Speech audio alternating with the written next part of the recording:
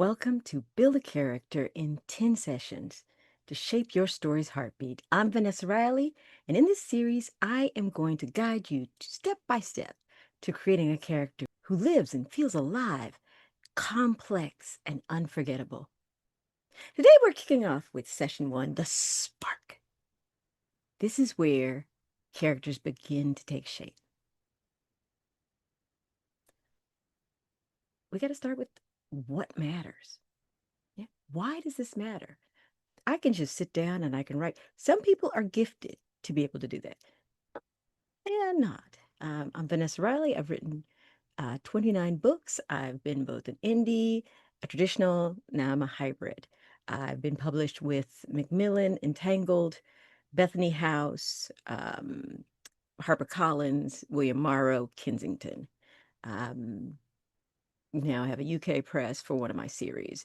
So I'm just going to share you, everybody's writing process is their own. I'm just sharing with you things that have helped me because I firmly believe you have a story locked up inside of you. And if you just have a couple tips, investing in yourself by giving yourself time to think it through, you will see that your writing life is going to be so much more productive. But once again, why does it matter? Every story starts with someone, a person the audience connects to, roots for, or even fears. But before we talk about flaws, goals, and even epic transformations, we need to establish the basics. Who are we writing about? Who is this person? Where do they live? And what does a single day in their life look like? For me, that is one of the biggest keys. I often do historic fictions. A number of my titles: Sister, Mother, Warrior, Island, Queen, Queen of Exiles. Traveling in that character's footsteps, day to day, what are they doing? It's so important. Once again, it all starts with the basics. So the foundations. I need a name. So grab your pen, your paper.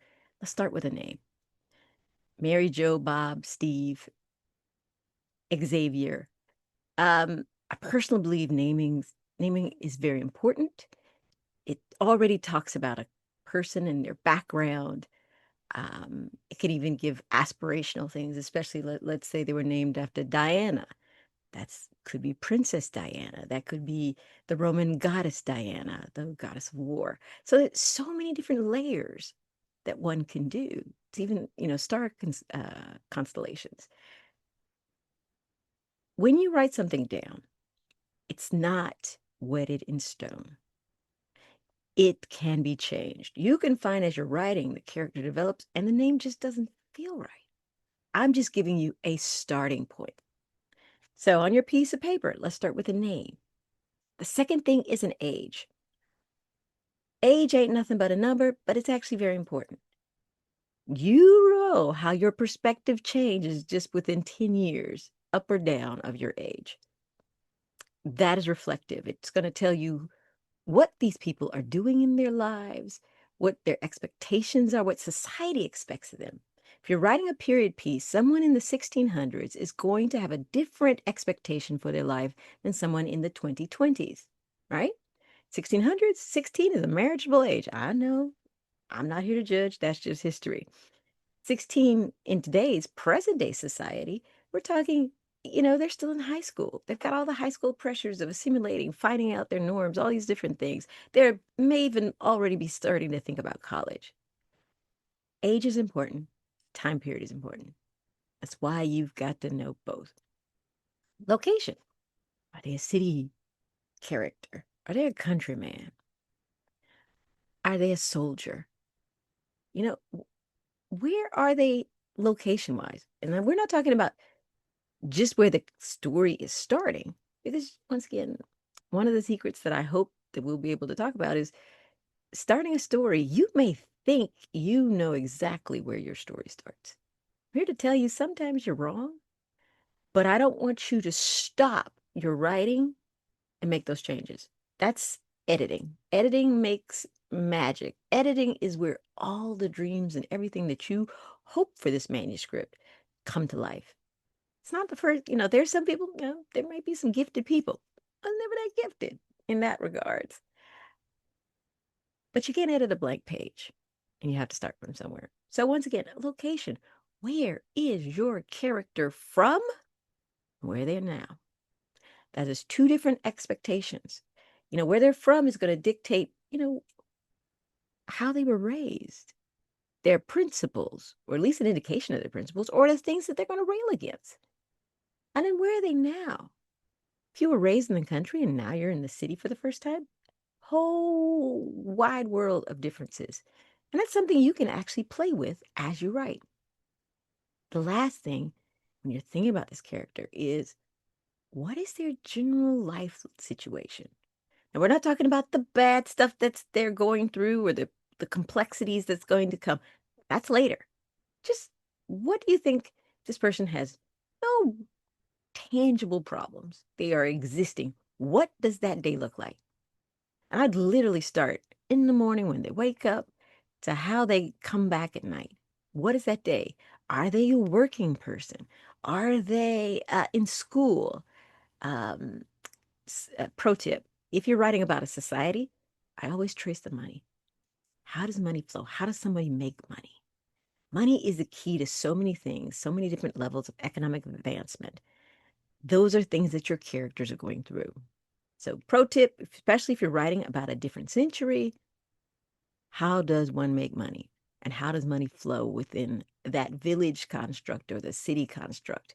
Even if you're doing dystopian or you're creating a fantasy world, thinking about how these people are making money and how transactions happen in this world will give you such an illumination on the process.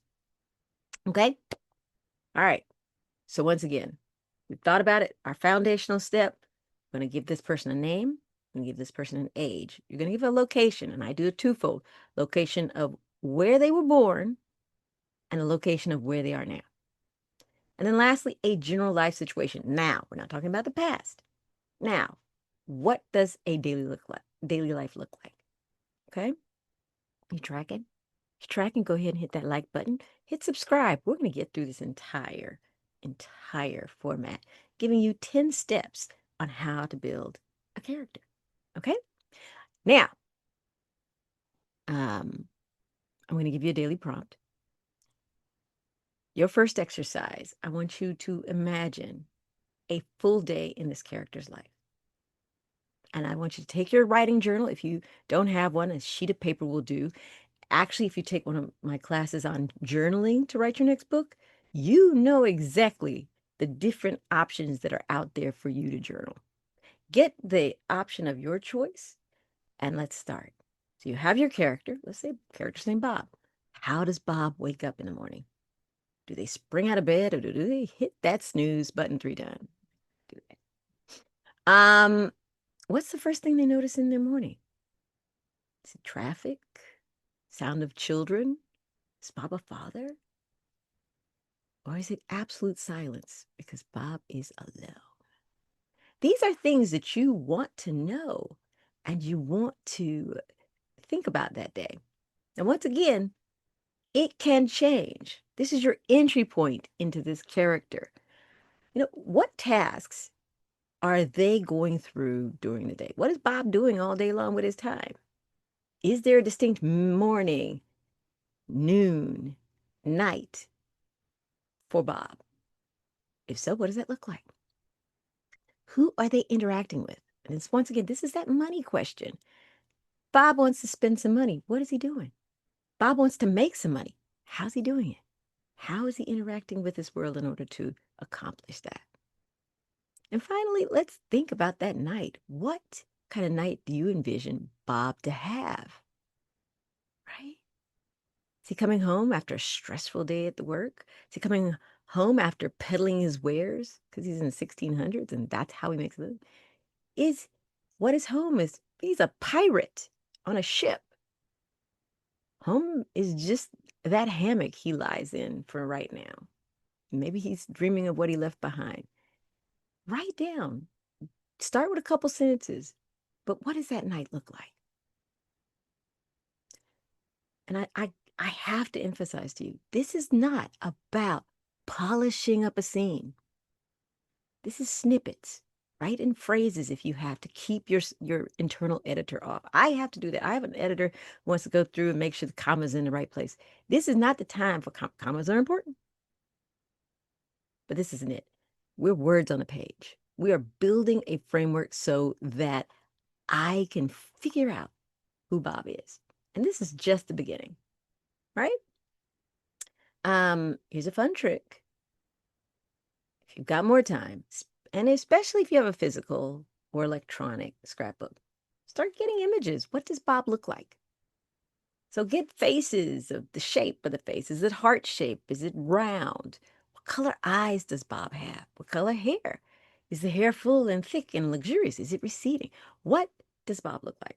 And, I firmly believe visuals are so much more powerful.